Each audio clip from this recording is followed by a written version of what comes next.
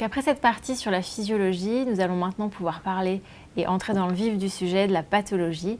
Et on va commencer par la description du torticolis musculaire congénital. Donc le torticolis musculaire congénital est une affection musculo-squelettique causée par un raccourcissement du muscle sternocléido-mastoïdien que l'on a vu sur les coupes anatomiques tout à l'heure. Il concerne 1 à 2% des naissances. Il se caractérise donc par une inclinaison homolatérale au sternocléido-mastoïdien rétracté et une rotation contralatérale à celui-ci. La mobilisation du cou de l'enfant à l'opposé donc de cette position spontanée va pouvoir mettre en évidence un muscle, donc le sternocléido-mastoïdien rétracté, dur, et on pourra palper éventuellement une corde sur toute la longueur et sur tout le trajet musculaire. Il est possible de palper une masse à l'intérieur du corps musculaire du sternocléido-mastoïdien. C'est une olive et ça définit finalement un grade de sévérité supérieur, et donc on parlera de fibromatosis coli. Cette masse fibreuse apparaît généralement 2 à 3 semaines après la naissance, elle n'est pas présente initialement et elle va mettre plusieurs semaines à disparaître, même en cas de kinésithérapie bien conduite.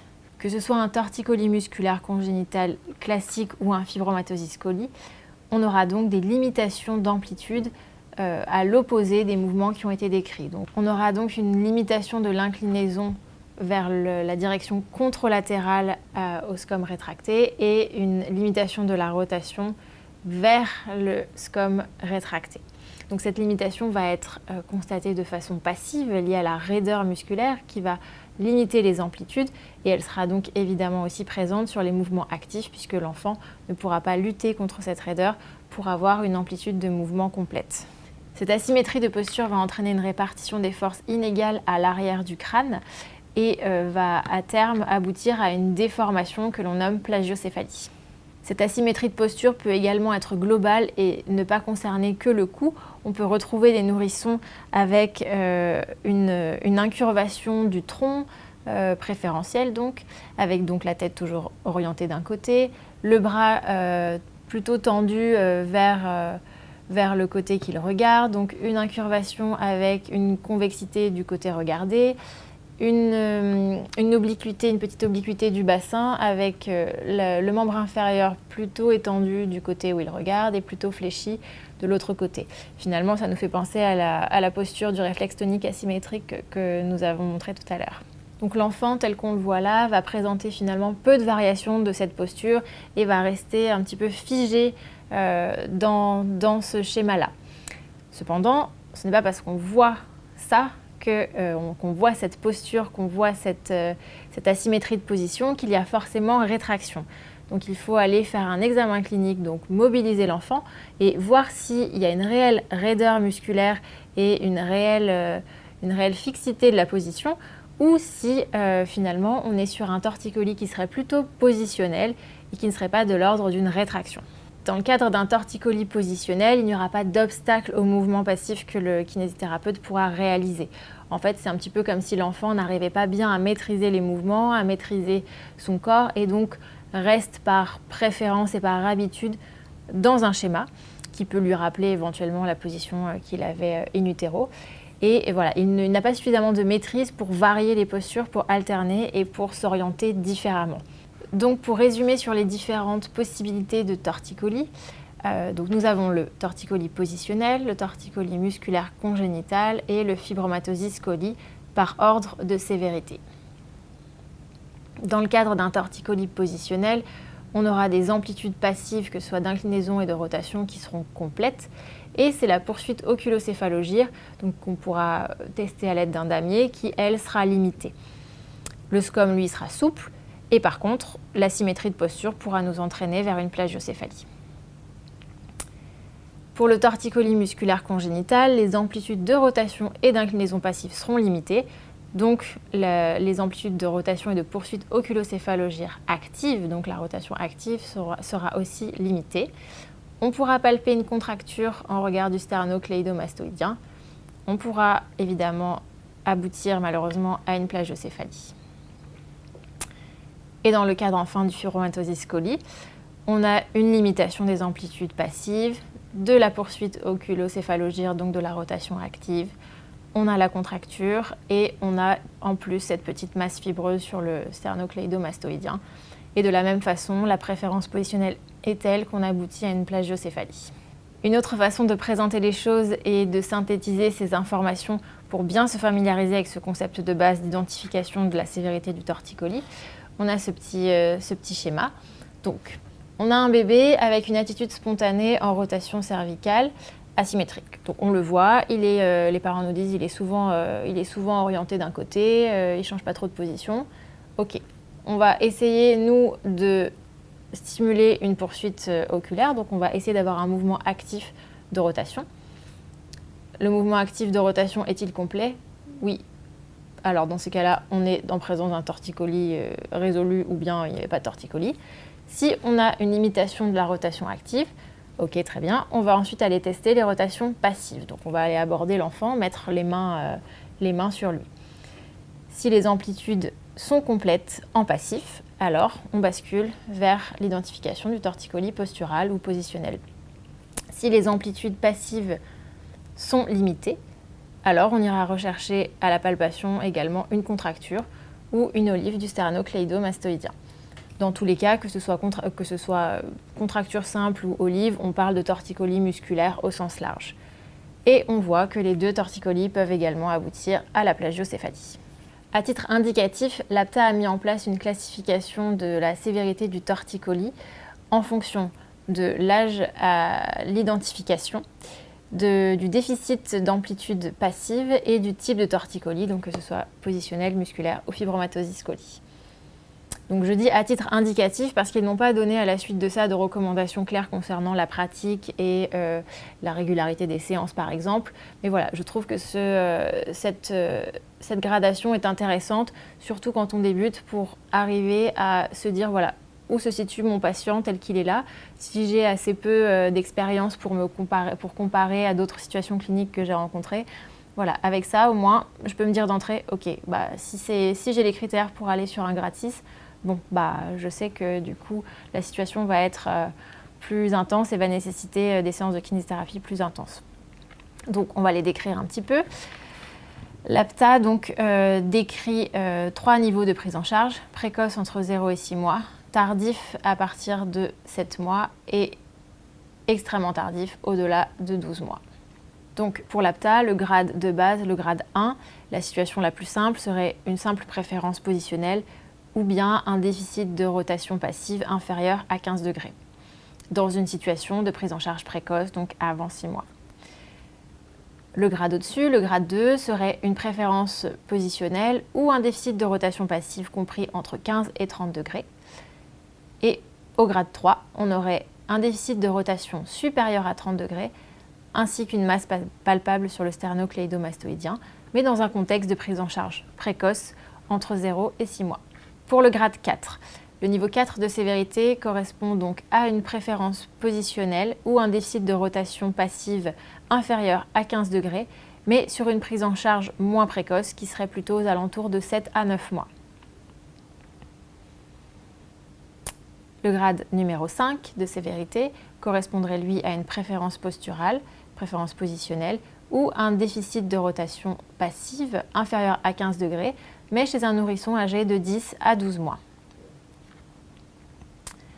Pour le grade de sévérité numéro 6, on retrouve simplement l'indication d'un déficit de rotation supérieur à 15 degrés en passif, entre 7 et 9 mois, ou un déficit de rotation compris entre 15 et 30 degrés chez un enfant âgé de 10 à 12 mois. Le grade de sévérité numéro 7, lui, correspond à une masse palpable en regard du sternocléidomastoïdien, dont la prise en charge serait débutée entre 7 et 12 mois. Ou bien un déficit de rotation supérieur à 30 degrés chez un enfant âgé de 10 à 12 mois. Enfin, le dernier grade de sévérité, le grade 8, correspondrait à une préférence positionnelle ou une asymétrie de rotation passive, quelle que soit l'amplitude, et la palpation d'une contracture ou d'une masse sur le sternocléidomastoïdien chez un enfant âgé de plus de 12 mois. En interprétant du coup ce diagramme, on peut quand même ajouter un petit bémol sur le caractère précoce donné à la prise en charge entre 0 et 6 mois. On a quand même plus tendance en pratique à dire qu'une prise en charge est précoce quand elle est réalisée entre 0 et 3 mois. De 3 à 6, on commence, d'un point de vue purement pratique, à être dans des situations quand même que je trouve plus complexes. Et voilà, je trouve qu'il faut quand même ajouter une petite nuance à ce graphique. Mais bon. D'ailleurs, la littérature nous dit que dans le cas d'une prise en charge avant 3 mois, on a 100% de réussite par le traitement en kinésithérapie, tandis que le chiffre descend à 75% pour une prise en charge qui serait effectuée entre 3 et 6 mois.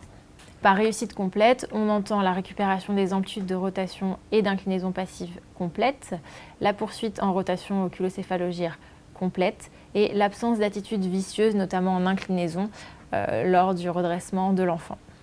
Parfois, une imagerie peut être réalisée dans le cadre d'un torticolis musculaire congénital. Donc, le médecin peut des fois prescrire une échographie en cas de doute, mais ça reste relativement rare et non indiqué en première intention.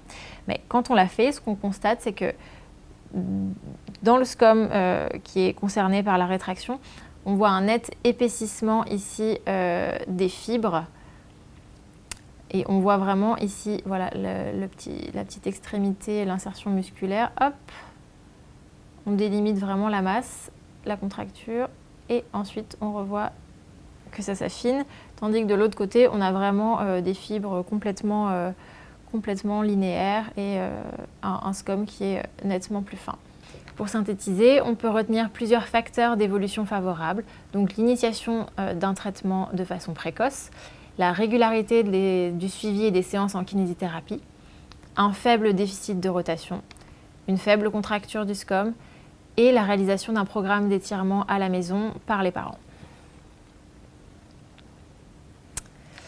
La littérature identifie également quelques facteurs péjoratifs dans l'évolution du torticolis musculaire congénital, donc notamment l'initiation tardive du traitement de kiné, une limitation importante de la rotation en passif, la présence d'une inclinaison cervicale nettement visible, un comportement moteur asymétrique avec une nette préférence pour l'exploration au niveau des membres, notamment d'un côté, une contracture importante du scom ou la présence d'une olive, et un faible poids de naissance ainsi qu'une naissance par siège. Le faible poids de naissance est considéré comme un facteur péjoratif parce que souvent les bébés de petit poids ont un petit peu moins de force et ont un petit peu plus de difficultés à s'adapter à la vie extra-utérine, notamment en termes de positionnement et d'adaptation posturale. Et donc dans le contexte d'un torticolis, on peut présumer que ça va rendre la progression un petit peu plus difficile ou plus lente à démarrer. Et les naissances par siège sont aussi un facteur péjoratif parce qu'il serait identifié que du fait de la position en siège, le schéma moteur et la répartition de tonus initialement à la naissance est un petit peu différente, et notamment si les jambes sont en extension dans le cadre de certains sièges, peut perturber un petit peu aussi la posture et le contrôle de cette posture. Le torticolis musculaire congénital est statistiquement associé à plus de dysplasie de hanche et de malposition au niveau des pieds. Dans les différentes cohortes qui ont été évaluées, on peut retenir le chiffre d'à peu près 10%. Donc 10% des bébés qui présenteraient une dysplasie de hanche présenteraient un torticolis.